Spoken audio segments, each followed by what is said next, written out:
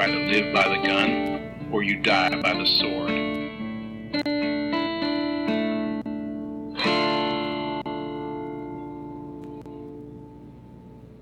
Welcome to The Good, the Bad, and the Weird MicroViews. I'm Nicho. And I'm Chris. And we continue Halloween proper with a bit of a little semi-trilogy that we're not really fully planned. We kind of planned, but... Yeah. But it's a witchy trilogy for a witchy season with a lesser-known movie from... another one of the delightful movies from the Full Moon Grindhouse collection, 1986's Necropolis. This is quite the movie that you've picked. I had not heard of it, but when you showed me the cover, I went, I know exactly what this movie is going to be about. And I both did and did not. Yes. And for those unfamiliar, because I think that'd be just about everybody. Pretty much everyone. Necropolis follows a satanic witch from 1686 who has been reincarnated as a butch biker babe in modern-day New York City to bring back her cult from the dead. I know the movie says reincarnated, and I agree with the reincarnation of literally all the other characters. It's this is a bad movie. Yes. And the writing is exactly what you expect out of this sort of film.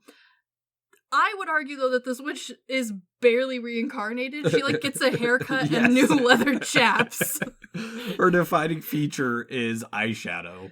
No, she does get reincarnated, but it's not till, the end of the fucking movie. Kind of. I mean, she's reincarnated. She remembers her past more than anyone else. That's very true. Yeah. The entire aesthetic of this movie is beautiful people, half of which are trying to be kind of punk. Yeah. And then, a handful of real slimy men. Yeah, for the most part. That's it. That's all of the movie.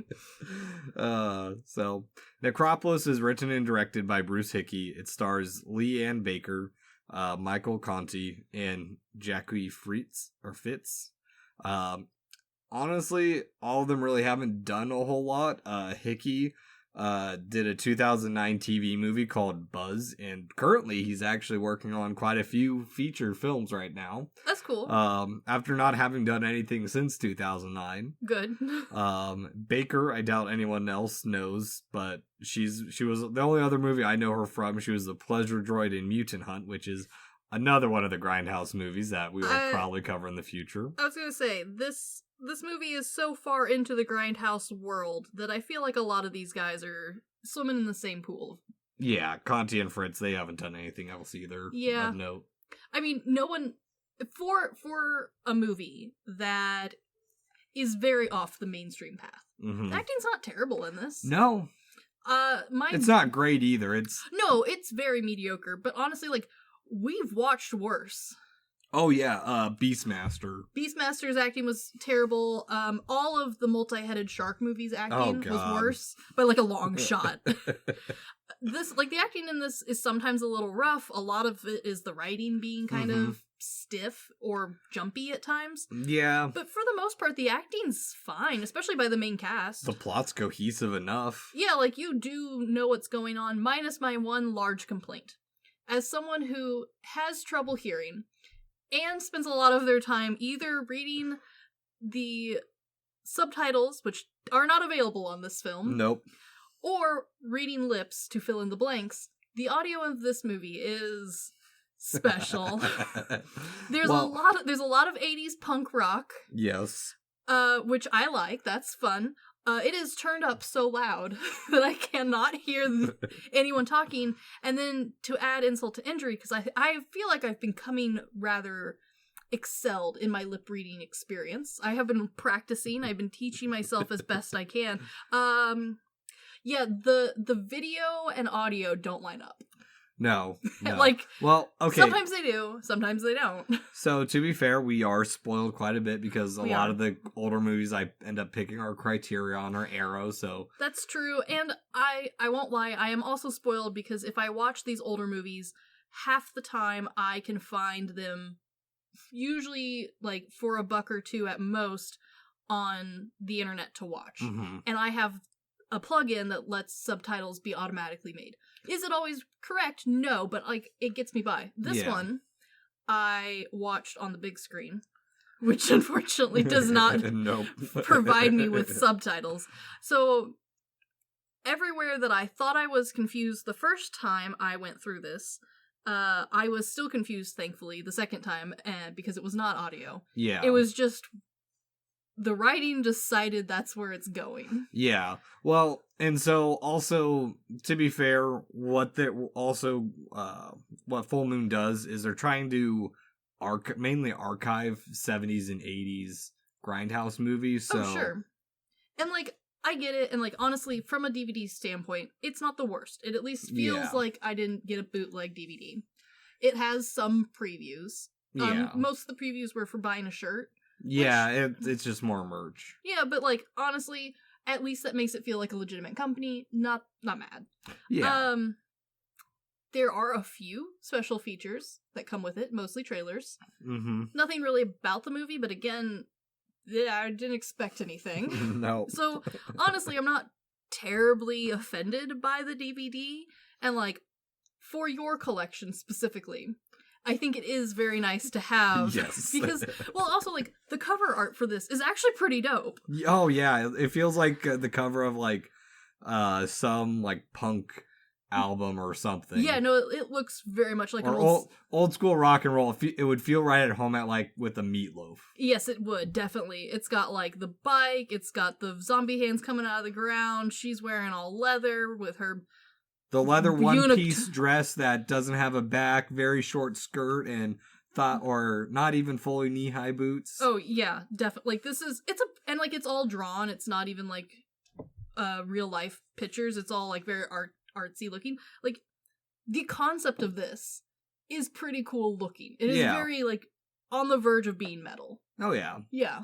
Oh, yeah. It's very at home in my apartment. I agree. I also appreciate so strongly that this movie chose a theme and, like, dove way into it. Yes, and that's the thing for me. So the most confusing thing for me about the movie is the prologue. I agree. Where you start off in New Amsterdam in 1686, which fun history note that I went down. New Amsterdam would ultimately become New York. Well, had been around at about 62 years at that point. Ancient. Also, for being set in that timepiece, so much goth eyeliner. Yes. Oh my gosh. No, like, and it's not even like modern 90s goth kid eyeliner. This is 80s punk gothic eyeliner where it's the full outline of the eye and then the eyeshadow, which is either black or blue-ish purple, and it goes from eyelashes to eyebrows. Yes. Just slapped on. And, like, I would normally, in, like, a mainstream movie, I would be like, oh, well, that's a sign of her being the witch and the outcast. No, every character except the men, and even some of the men, full goth punk makeup. Kind of. I mean, she has her signature look of purple. Yeah. But, like, several of the other characters who are supposed to be drawn as, like, the wholesome, sweet virgin character, a lot of eyeliner. Yeah, yeah. So much eyeliner. It's just makeup of the time, but also, like, her hair from transition or from the past to the present, like... Oh, it's teased to hell. I love it. It's teased and it's just so white. Yes. It is burnt, bleached blonde. Yes. It is fantastic. Well, and also, like, the movie has probably some of the most cheesy satanic style to it. It really does. Because, I don't know, this movie is one of those ones where, and I was kind of in my mind when we were talking about the Rocky Horror Picture Show, where... And I agree, it's not a musical, but there are a lot of rock music video moments to this. Okay, I was going to ask you about that, because I don't normally care too hard, especially in these movies, if the background music is, like, more mainstreamy punk stuff, or, like, rock or pop, or whatever it fits the genre, because, like, for a movie of this size and scale, I don't really expect a full, like, redesign of the musical works. That's a lot usually asking. And the music choices were good. my real question is why are there two very distinct scenes of the witch and just the witch having a full choir style choreograph to both of the background songs? Because it's a way to add time with also showing that she's a cult leader, because there's other people around here, and... But she's the only one dancing, and it's not cult dancing. This is straight up, like, a choir professor or teacher has had their students do these, like, runs, minus, like, jazz hands. So, okay, so for the first part, at least the first dance scene, I can justify it a little bit. Okay, and if titties is the reason, it's not a real reason. That is one of the reasons, but it's not the reason, because tits are out in the first 5 minutes of this movie. There's a lot of specifically one woman's tits. Yes, it's the biker chick, who I don't think, does she even get a name? She's the witch, isn't she? I don't know what the witch's name is. Ava. Oh, sure, yeah. Yeah, honestly, you don't need to know anyone's name in this. No. There's priest guy, virgin girl, witch lady, and cop guy. Yeah, they're all very stereotypically named. Yes. But the first dance piece is kind of like a ritual-ish, I'd say, because it's also used to like parallel some wedding that's happening that we have no reason. We have no context for this wedding. Yeah, no. The entire first 10 minutes of this movie gives you no context. Oh yeah, sorry. We spend 6 minutes because her dancing lasts like 30 seconds. The bride to be dies, and then they all go kill her, like within that first 6 minutes of the movie. It is a very fast-paced intro, and like after watching it and then like thinking about the plot, I can like make the parallel jump for myself.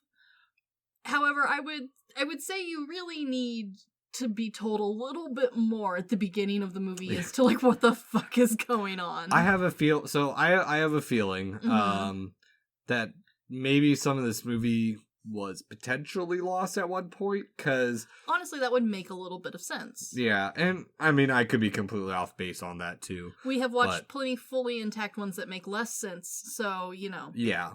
Well, and on top of that, I mean, like I said earlier, they pull these movies from like old VHS copies and stuff. So, yeah.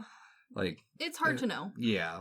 But I doubt it, especially with the way the rest of the movie goes. I think it's just a way to like kind of give a random stereotypical like, it's the past, she's coming back for revenge now in modern New York. I will give them that whoever was helping write this. I assume that Bruce wrote all this by himself, but I really don't know. But I assume that Bruce had a really good time mocking satanic panic with this one. Yeah, because there's a lot of very stereotypical, like, without being like too modern day about it. Like, this is someone who was already into like the punk scene and felt personally attacked by satanic panic and was like, you don't even know what you're talking about. Have you even considered the fact of 6 tits? Like, yes. And like he was like escalating this to a new level. Yeah. And I do kind of like that. Like, it's kind of a fun play because like you can tell that with the exception of the witch and her moss covered henchmen, all of the characters are really meant to be like fairly straight shooting normal-ish people. Yeah, well, so here's the other thing too. Why the second, or not the second half, the rest of the movie, the last the movie only has like a runtime of 1 hour and 17 minutes. Yeah, it's fairly short. Yeah, so the next hour and 10 minutes of the movie is just mainly them hunting her for some reason because of their past connection, and on top of that, like her, like, I guess she's trying to revive her cult, but like immediately going from New Amsterdam to modern New York City, where she's just stalking random stores where she's like, I saw an ad with the ring on it. It's not even modern day New York though. It's a weird dystopia 80s New York, where we only see the downtowny part from a distance. We see the skyline, and then we get like some back alley shots from across the river. Okay, so here's the thing. This is late 90s New York, so New York is still not a good city. Remember in Vampire's Kiss, where they were talking about like, oh, you guys are shooting there? Please don't? No. totally agree with that. Yeah. I would say, though, with the exception of the skyline shot, at no point do I think I'm in New York City, even by the older movie standards. Yeah, it could just be any city. Yeah, and it's not like a lot of the times with the 80s, if they were trying to portray New York, it was either like the happy New York of like, oh, downtown Christmas, that sort of vibe, or it was, oh, look how dirty and gritty the city is. This was just misty as all hell. Yeah, and like the shop, like there was opportunities. Like it wasn't like we had one set; we had quite a lot of sets. The apartment that the one chick lives in does not look like a New York City apartment in either direction. It doesn't look like a dump hole, and it doesn't look like a nice one. It looks like she lives in a sanitarium. Yeah, it's boring as hell, but also somehow modern. I don't understand her apartment at all. I don't know. There's a lot of white panels on everything. Here, okay, so I did notice that, and here's what I think it is. It's they had a small stage, and that's what they shot in. It's gotta be. It's gotta be. Her apartment's weird as hell. Could have been more New Yorky. There's a random, like, thrift shop that the witch comes to get her magic ring that we didn't know about until she wants it. Yeah. That could have definitely gone a little heavier on the New York, especially like a seedy New York shop. Instead, they're like, hey, this random guy who I'm gonna call Bob, he lives in the back and like has a nudie poster on his fridge. There's a lot of nudie posters in this movie too. There really is. Yeah. There really is. But yeah, I mean, we talk about that because like right after that she goes into hunting everyone. Which is kind of cool. Yeah. Like granted, it's not like well done special effects, but they're not the worst special effects. Like, no. So like they do give her like very fun powers. Like she has like the mind control whispering and like the influencing and then like making people bleed out their ears. All good. Yeah, I like that also sort of. she can like suck their souls out of their foreheads or some shit. Yeah, and like brand random people with her magic ring thing. Yeah. Again, not really explained, but for the most part, the powers are cool. Yeah. Well, they're cool, but it's also stupid at the same time because like she shows up to underneath the church or something. Oh yeah. And like asking to like help from the pastor because like the first thing she's gonna do is kill the holy man. Yes, who is like the key to all of this for some reason. Yeah, again, things are not well explained. No. Because some of the especially the reverend guy, seems to know about reincarnation and like knows his own reincarnated past, despite being what we can only assume is a modern version of a Catholic-esque guy. Yeah. And like he's a do-gooder, he's saving, doping kids off the street in these 80s New York. Yep. Sort of like very Dare Program-esque sort of guy. Why does he know about reincarnation? And he's like openly like, yeah, no, I remember being reincarnated a couple times. But nobody else does. Then why don't you recognize the witch from the get-go? You helped kill her. Yeah, and one of the other gals is just over here like, yeah, that makes sense. No problem. Yeah. Sound like, at no point do we talk about how anyone knows anything. Yeah. Well, and so here's the other thing, too. So, one, the love interest and the love story between this movie is dog shit. Oh, I don't care at all. We have zero context. Like, if maybe we had a little context beforehand, other than the fact that she killed her at her altar, but they never actually, like, go in to why she did it at all to begin with. There's nothing to that. Because they're the only two who could be love interests, I guess? I don't know. I mean, at that point, the movie would have been better off, and it's just sloppy writing. I mean, the movie would have been better off without the prologue, and if it was just a random satanic witch killing people in New York, because that's the thing, is she preys on the people who wouldn't be missed. The junkie kids, the prostitutes. In the new... Yeah, when she's reincarnated, she does. Sorry, sex workers. Yeah. And, like, that premise right there, solid, could easily see this whole movie written that way.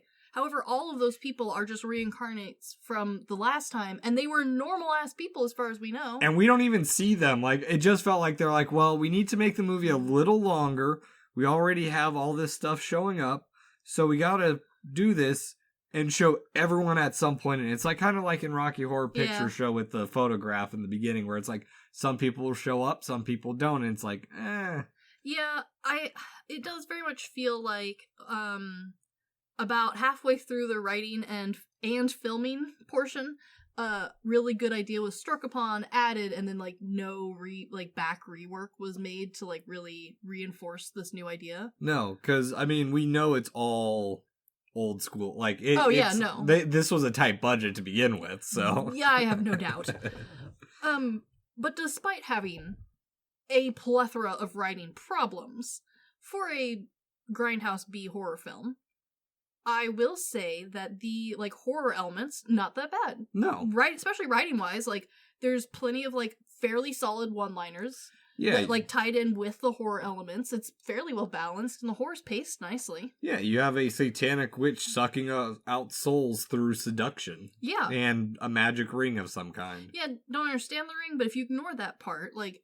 Especially once we get reincarnated and get past whatever the fuck the first act was. Yeah. Like, the horror pacing's pretty good. We get a decapitation, and, like, that's not too closely paired to, like, someone getting their soul sucked out, getting, like, weird body mutation later on. Like, it's all spaced nicely. Well, and even, like, the remnants of the soul feels like our stereotypical, like, Ghostbusters ectoplasm kind of feel. Yeah. I will say, little lube-esque. Very, very lube-esque.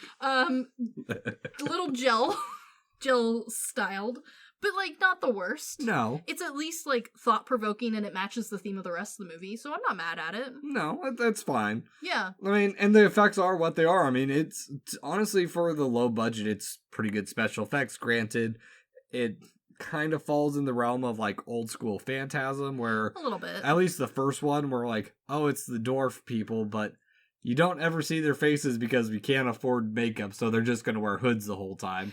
Yeah, I will say this is a little bit of a step up from there. Yeah, just because like we do get some of the like changing scenes like that happens on screen, which is pretty cool. Like it's not the worst. It's not great, but like it's passable. Yeah, and I mean, so the other stupid part of this movie is like she finds her old altar from like. I do like that though. I mean, it's stupid and very unrealistic, but I do like it. Yeah, it just okay. Here's what okay, I'll deal with it because I do like Ghostbusters too, and it makes me think of like finding the old subways and stuff underneath New York City. And, like, that is kind of especially for the 80s, a trope of New York is like, oh, there's a city under the city that, like, it's a mystery. No one knows about it. Only, like, demons and creatures of the night go down there. Yeah, it kind of reminds me a little bit of the first portion of VHS 94 with Ratman. Mm-hmm. Yeah, that part was really good, though. But can we talk about probably the best part of this movie? Okay. The 6 tits. Yeah, there's a prominent scene. It is a very prominent scene, and what I remember watching for the whole first time, because the rest of the movie doesn't even lead up to this. Like, no, it is out of left field. There is no other transformation she goes through other than she gets 6 tits, and they all seep the ectoplasm. Yes, and plot-wise, it's not the worst, because there's tits. It is, yeah. And I mean, like, they're not the worst tits. I don't know, story-wise, it's not the worst, like, excuse for having tits on screen. No. They do try very hard to, like, tie back to a lot of the, like, overly religious symbology of Satanism. Yeah, she's the jackal in, like, in The Omen. She's, like, the mother of the Antichrist kind of ideal. Yeah, there's a lot of that sort of symbology without going too directly down any of it. So, like, not the worst symbology. My main gripe with it is if we're gonna slap 6 tits on a lady, she should be required to maintain 6 tits for the rest of the film. Yeah. And those... but she doesn't. No, and it's never explained or even acknowledged. She just goes back to having normal amount of tits almost immediately. Yeah. No, right away, because she's back up on the street trying to seduce and get more souls so she can feed her gremlins. And I was kind of hoping, because, like, that is literally the next scene. Yeah. Is her, like, invading 2 other street workers' corner and being like, no, this is my block now, bitches. And, like, beating the shit out of one of them with her magic energy. And then seducing the pimp. Yes. I was fully ready and on board for the pimp to be like, oh my god, you have so many tits. Like, what was that movie? The really shitty guy who plays Bruce Bigelow. He was in a movie called Animal. I don't think I've seen that one. He gets in a car accident, and this doctor sews him back together with animal parts. Oh, good. Yeah. He ends up having 6 tits. Oh. Nipples. But. Yeah, I was like on board and ready for the pimp or someone to be like, damn girl, them a lot of titties, put them away. But no, she has gone back to the normal amount of tits. Yeah. And which is disappointing because she like the dialogue even leads up to the potential 6-titted comment. And then they just are like, nah. We have the one scene to show the tits. We have the makeup for that. We don't got the budget to do multiple scenes of this. We already had her outfits picked and sized to normal 2 amount of tits. Oh, yeah. Well, and, I mean, you bring that up of, like, not explaining everything. That is the rest of this whole movie is, yes. Like, even the protagonists, the people we're supposed to like, are, like, they're just kind of like, oh, yes, I remember this. Let's go kill the witch. Yeah.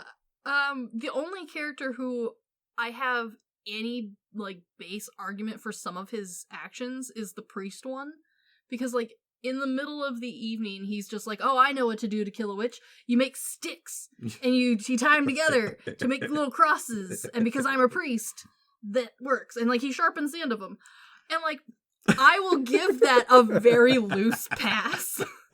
Solely on the like graces of this man is supposedly a Catholic priest in New York City in the 80s working out of the basement of a YMCA. Like, I will let that slide. Everybody else in this movie makes no goddamn sense. The cop guy who's over here like being like, no, I'm a good cop. I am the best cop. I cannot possibly put someone in danger. Immediately brings new girlfriend everywhere with him. He is the most Italian cop you'll ever see. Like, this is someone pretending to be a cop and no one has caught yet. Like, the rest of the police force is just like, yeah, we know he's out there, but like, fuck it. He's at least not bothering us. Yeah, like, he's not like driving around with like lights on his car or anything, so I don't care. Yeah. Well, and I mean, I think he's supposed to be a detective is what it is. Yeah, but they don't, like, they lean so hard into the stereotypes in this film. Like, the one character is the sweet, naive virgin who believes everyone and everything, and she's dressed like it. Her apartment's boring as hell. She's new agey for not really being new agey at all. No, I mean, this is the 80s, and she could have been a lot more new agey. Yeah. Like, this is like 50s new agey. Not even that. It's just like, oh, I have some crystals somewhere. Yeah. Like, my grandma got me a rock one time for when I was a kid. The rock has good energy. Yeah. I wear flannel sometimes. Yeah. Yeah, like, everyone leans in so hard into their stereotypes, with the exception of police guy, who just seems to be there. He's kind of like Freddy from Scooby-Doo. Like, what is your purpose other than moving the plot slightly? He doesn't even really move the plot at all. He's just, that's the thing, is both of them are kind of there for the ride. They really are. And like, I will let her be along for the ride, because she's like the little princess who gets shuffled around. It's part of her neighborhood. Yeah, and like she gets shuffled around, and it's kind of the whole like gag of her character is like, oh, she's the naive one. Of course she's going to be the one to be sacrificed. Yeah. No shock, no surprise. Perfect, fine. Why is he here? Who is he? What is he doing here? And the one that I love most, who's not even like really a character in this, is the actual police officer who keeps going to all these dead people and be like, nope, this man who's covered in slime and has been burned to death, he's got a weird tattoo. He calls the brand a tattoo. Yep. Multiple times. This man's got a weird tattoo, got slime all over him. He's part of a gang, boys. He's part of a gang. Died of a heart attack.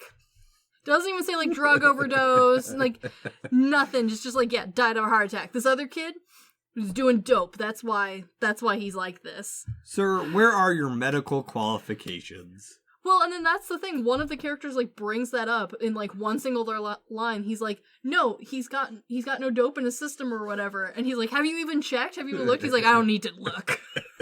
I'm the police here. This character's in, like, a grand total of 3 scenes. And, like, maybe has a full minute on screen total. And yet, he is my favorite character because he refuses so hard to believe that this could be anything more than a heart attack or B, an overdose.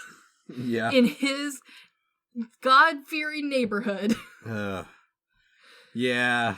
But on top of that, he just lets random-ass people walk up to his crime scene. Oh, yeah. No, being like, sir, what happened here? And he's like, oh, come look at the body.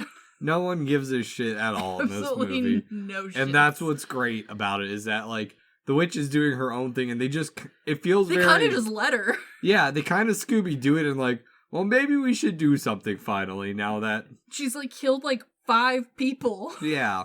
And, like, she never, like, gets really any power. Her power is OP to begin with, but... Yes, yeah. Like, I mean, the last 10 minutes of this movie is just stupid, fun, and over the top, and just violent. Very, and, like, but also, like, not. Like, no. This is a totally passable R-rated. I think the only reason it really hits that R is 80s. Tits. And there's a lot of tits. But if tits don't, like... throw you for a tizzy, like if you don't get your undies in a bundle, like yeah there's gore in this, but like I don't know, a second grader with a bottle of ketchup can do better gore. It's fun, but like the beheading scene is literally just like a stump with some like spaghetti sauce rubbed on it. Yeah, that's the whole movie. I mean, it's just a dumb, pointless, fun horror flick. It really is. It like yes, there's a lot wrong with it, but honestly, the stuff that's wrong with it is the fun of this. Yeah, like. If it had been a really well done movie, it wouldn't have been successful because it would have been boring by like a modern standard. And the fact that it's bad means I'm gonna watch it again. And here's the other thing with it too is it bizarrely takes itself a little bit too seriously for like what it is. Yes, it tries very hard. For me, part of the reason I like this is because it feels very much in the realm of like Bill Rabane's work, where it's low budget, but it's trying to be something that it's not at the same time. Yes, I 100% agree. Like, there's a lot of effort put into weird little parts of this that, in hindsight, all these years later, you would argue that, like, maybe we should have spent less time on costume for the witch and more time on rewriting our dialogue. Yes. Or fixing some plot holes. Yeah. But that's not what they did. They chose to lean really hard into the visuals of this. And honestly, I'm not that mad at it. And even then, lean hard into the visuals, I think, is pushing it. Yeah, I mean, it was a lot of stylistic choices. Yeah. And to be honest, like, this is one of the few movies that truly blessedly hits a very, like, soft spot in my punk heart. Yeah. Where, like, this movie wasn't trying to pretend to be punk. It just happened to actually be punk. Yeah, just, it was dumb fun in what it was. It was entertaining. Yeah. But here's the other thing, too, is I don't think a lot of, like, the visual choices were on purpose. I think most of the aesthetic of the movie is just, like, what they had on hand. So, like, their clothing, I think it's what they just have in their closet. Which, as, like, crazy as that would sound nowadays, these people were perfectly dressed for their roles. Like, 100% very much think that this was the right choice. Very much so. Yeah, like, was there things wrong? Oh, yeah, definitely. But as far as, like, oh, this could be a fun watch, yes. Yeah. Definitely. 100%. This is exactly what you think it is, minus how many tits you're going to see. Yes, exactly. It will be 2 more than you thought. Well, no, there's more. Yeah, 4 tits more than you thought. Yeah, you see a couple more. So, we come to the part of the MicroView, Chris. Yes. Rent, buy, stream, or decline that we ever watch it despite having an audio recording of us watching it. I highly doubt this movie will ever in a million years be streamable. However... Wrong. It is streamable on you have to buy the Full Moon channel on Amazon. Okay. So... It is streamable. If I already have Full Moon channel on Amazon, I am already into this sort of film, and I would 100% stream it. With that said, and knowing that probably a good majority of people are not buying the package deal of watching this, plus its many others that fall into the same category, I would rent this. This feels like a very much an old school blockbuster rent. if I could get my hands on it. I'm gonna borrow it from you probably next year. Oh yeah. Like, if you can rent it or like borrow it from someone, yeah, this is a good time.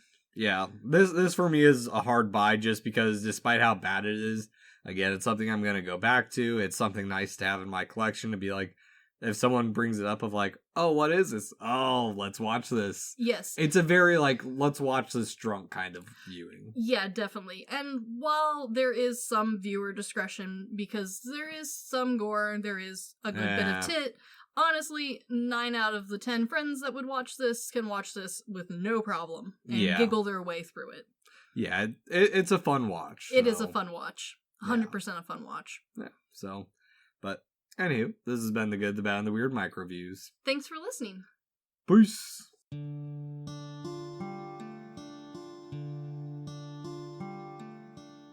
Thank you for stopping by this here town of The Good, the Bad, and the Weird. We appreciate your listenership, and if you want more of our takes in your life, feel free to check us out on social media at The Good, the Bad, and the Weird Podcast, or TGTBTW for short. As well, if we missed a fact, your favorite part of a movie, or just have a suggestion and want to reach out and say howdy, feel free to email us at tgtbtwpodcast@gmail.com. And feel free to join our Discord at The Good, the Bad, and the Weird Podcast, where we talk about movies, just share random banter here and there. And always, check out our podcasters, streamers, or any other content creator we shout out in our episodes. We really appreciate it. And as always, thank you for listening. Peace.